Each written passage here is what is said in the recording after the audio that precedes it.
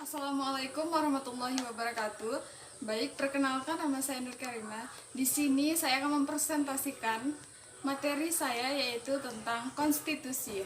Nah, sebelum kita membahas bagaimana konstitusi di Indonesia, maka terlebih dahulu kita pahami apa sih makna konstitusi. Konstitusi adalah keseluruhan dari ketentuan-ketentuan dasar atau hukum dasar. Sedangkan secara umumnya, konstitusi sering disebut dengan undang-undang dasar. Dan menurut Hans Kelsen, dalam bukunya General of the Law and State mengatakan bahwa pengertian konstitusi terbagi menjadi dua, yaitu pengertian secara formal dan material. Yang pertama, secara formal, konstitusi merupakan suatu dokumen resmi, seperangkat norma hukum yang hanya dapat diubah di bawah pengawasan ketentuan-ketentuan khusus dengan tujuan untuk menjadikan perubahan norma-norma tersebut menjadi lebih sulit. Dan yang kedua, yaitu secara material, konstitusi adalah dokumen hukum yang berisi peraturan-peraturan yang mengatur tentang pembentukan norma-norma hukum yang bersifat umum, khususnya pembentukan undang-undang. Nah, secara umum konstitusi terbagi menjadi dua macam, yaitu konstitusi tertulis dan konstitusi tidak tertulis. Di dalam konstitusi terbagi menjadi tiga kekuasaan. Yang pertama, kekuasaan legislatif, yang kedua, kekuasaan eksekutif, dan yang ketiga, kekuasaan yudikatif. Kekuasaan legislatif adalah kekuasaan yang membuat undang-undang, dan kekuasaan eksekutif undang-undang kekuasaan yang melaksanakan undang-undang. Dan yang ketiga yaitu yudikatif yang menghakimi undang-undang atau mengadili undang-undang. Baiklah, yang kedua adalah klasifikasi konstitusi di dunia, yang mana konstitusi dapat dikelompokkan menjadi beberapa.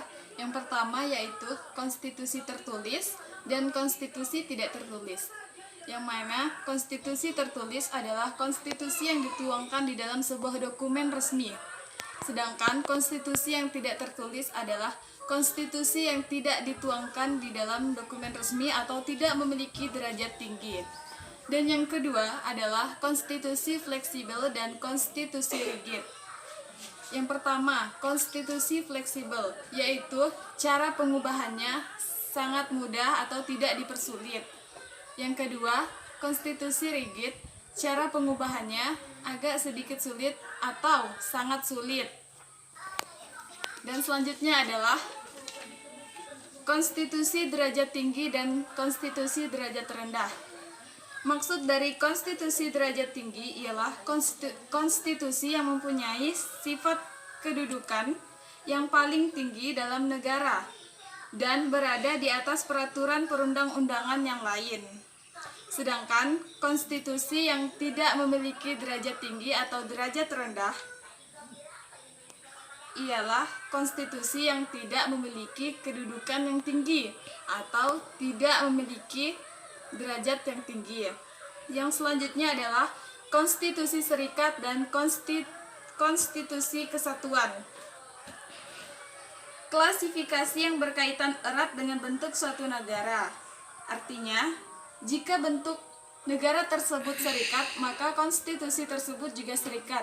Dan jika suatu negara itu kesatuan, maka konstitusi tersebut juga kesatuan.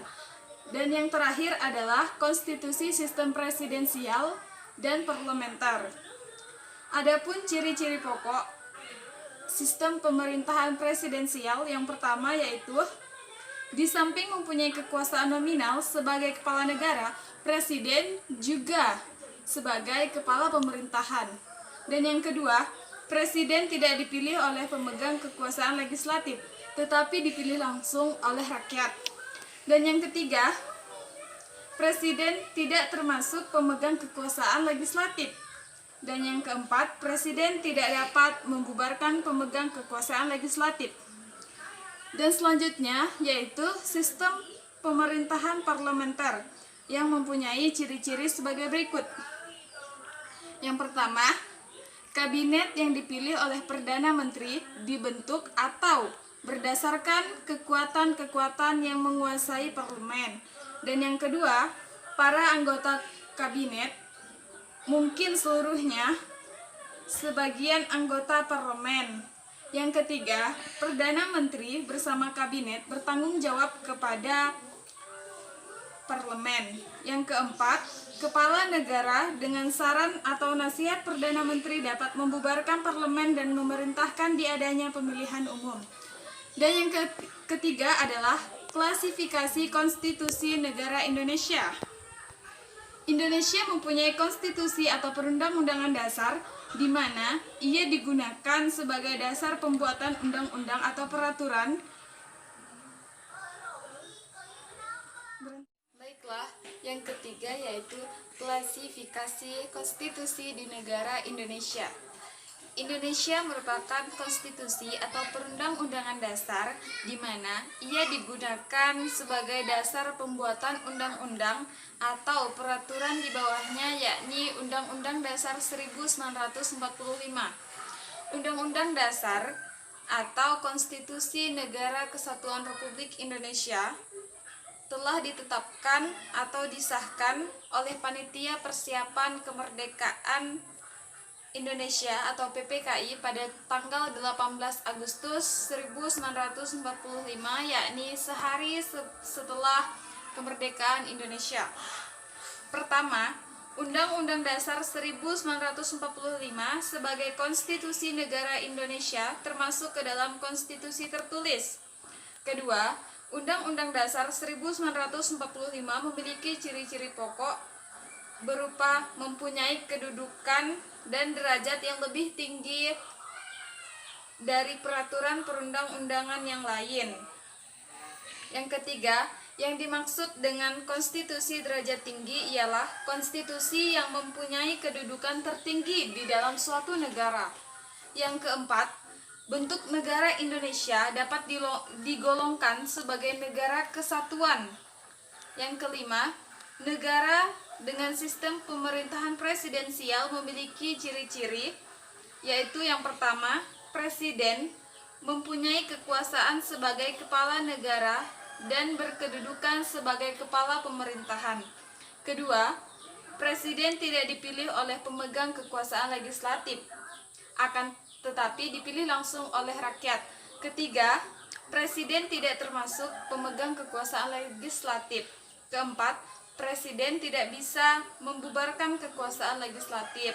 Mungkin cukup sekian dari saya, kurang dan lebihnya saya mohon maaf karena yang benar datangnya dari Allah. Wassalamualaikum warahmatullahi wabarakatuh.